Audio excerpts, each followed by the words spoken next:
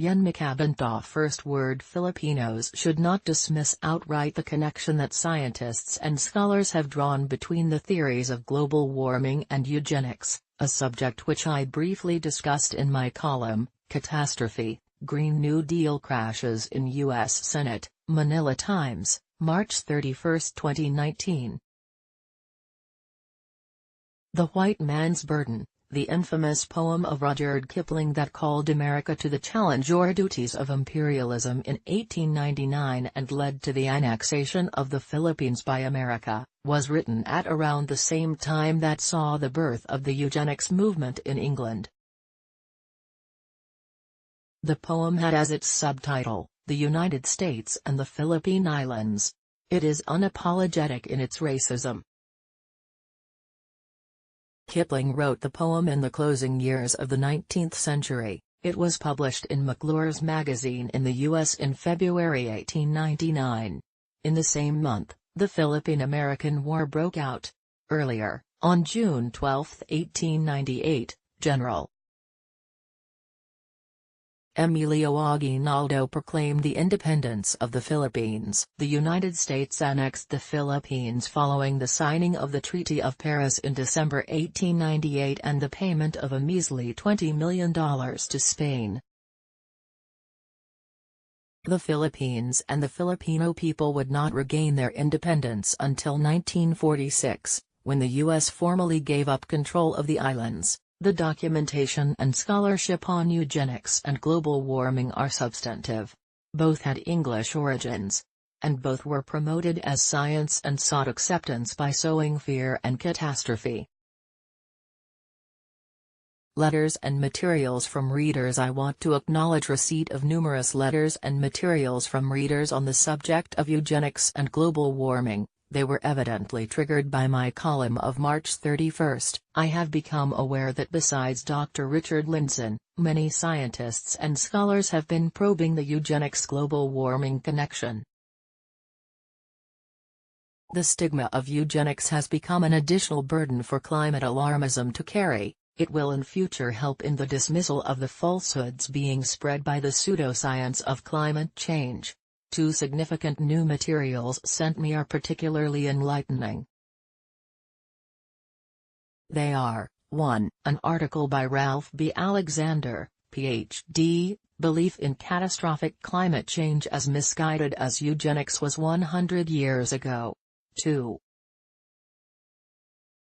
An article by Megan Beats, head of the science research team at LaRouche-Pac, The Green New Deal. Just more austerity and population control. These are serious scientists talking, so I want to express my thanks to them for sharing their research and reflections with me. It is only fitting that I share them also with readers. Climate Alarmism as Misguided as Eugenics. Ralph B. Alexander, Ph.D. in Physics, University of Oxford, wrote me to express interest in my comments on eugenics and global warming. He disclosed that he had written a blog post on the topic, to which he gave a link. Here are excerpts from his article, Belief in Catastrophic Climate Change as Misguided as Eugenics Was 100 Years Ago, last week's landmark report by the UN's IPCC, Intergovernmental Panel on Climate Change, which claims that global temperatures will reach catastrophic levels unless we take drastic measures to curtail climate change by 2030, is as misguided as eugenics was 100 years ago. Eugenics was the shameful but little-known episode in the early 20th century characterized by the sterilization of hundreds of thousands of people considered genetically inferior, especially the mentally ill, the physically handicapped, minorities and the poor. Although ill-conceived and even falsified as a scientific theory in 1917, eugenics became a mainstream belief with an enormous worldwide following that included not only scientists and academics, but also politicians of all parties, clergymen and luminaries such as U.S. President Teddy Roosevelt and famed playwright George Bernard Shaw. In the U.S., where the eugenics movement was generously funded by organizations such as the Rockefeller Foundation, A total of 27 states had passed compulsory sterilization laws by 1935, as had many European countries. Eugenics only fell into disrepute with the discovery after World War II of the horrors perpetrated by the Nazi regime in Germany, including the Holocaust, as well as more than 400,000 people sterilized against their will. The subsequent global recognition of human rights declared eugenics a crime against humanity. The so-called science of catastrophic climate change is equally misguided.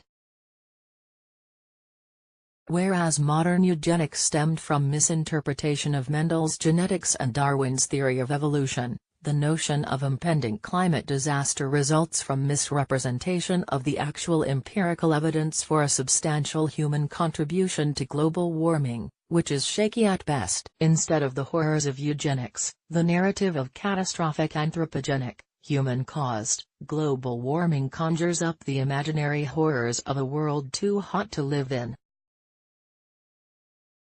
The new IPCC report paints a grim picture of searing yearly heat waves, food shortages and coastal flooding that will displace 50 million people, unless draconian action is initiated soon to curb emissions of greenhouse gases from the burning of fossil fuels, but such talk is utter nonsense.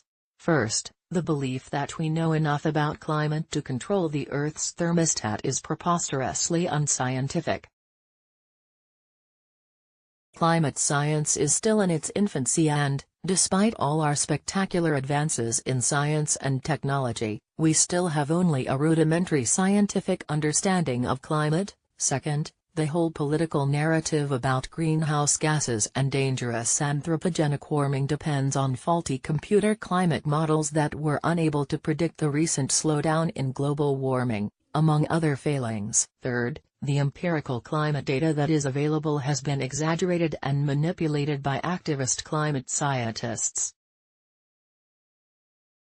Eugenics, too, was rooted in unjustified human hubris, false science, and exaggeration in its methodology. Just like eugenics, belief in apocalyptic climate change will one day be abandoned also. Environmentalism and depopulation. Mike Billington, who regularly corresponds with me, copied me an article by Megan Beats, head of the science research team of LaRouche PAC. In the piece, The Green New Deal, Just More Austerity and Population Control, Beats reported some highly explosive information about the environmentalist movement. Here are key excerpts from the article. The modern environmentalist movement, to which so many deluded people in the West today pay obeisance, never had anything to do with saving the Earth. It was created and promoted from the beginning by the British Empire to stop development, as a depopulation policy. Emerging out of the eugenics movement, which became somewhat unpopular in the wake of Hitler's genocide, the rebranded ecology or conservation movement continued the goal of maintaining the pre-war colonial system in the post-World War II world. In 1960, Julian Master Race Huxley, co-founder of the World Wildlife Fund and once head of the British Eugenics Society, made very clear the conservation movement's colonial intentions. These newly independent African nations cannot be trusted with the protection of natural spaces and endangered species. Therefore, we must have an international body which can take stewardship of these lands.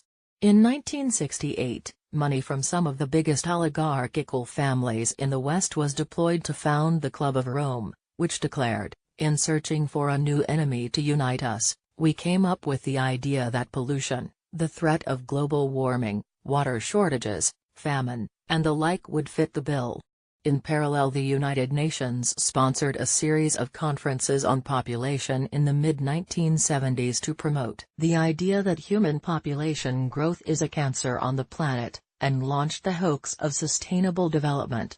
Out of this process, not honest scientific work, came the formation of the UN Intergovernmental Panel on Climate Change, IPCC, in 1988, with a goal of inducing nations into signing binding agreements to limit their own development and industrialization based on lies of the dangers of CO2 and a coming climate apocalypse. Who has links to the Holocaust? These are explosive and troubling articles. Climate alarmists, including the United Nations, never answer such damning criticism. Still less do they agree to debate on the alleged settled science of climate change or their forecast of climate apocalypse. Most of the time they just call critics and skeptics names.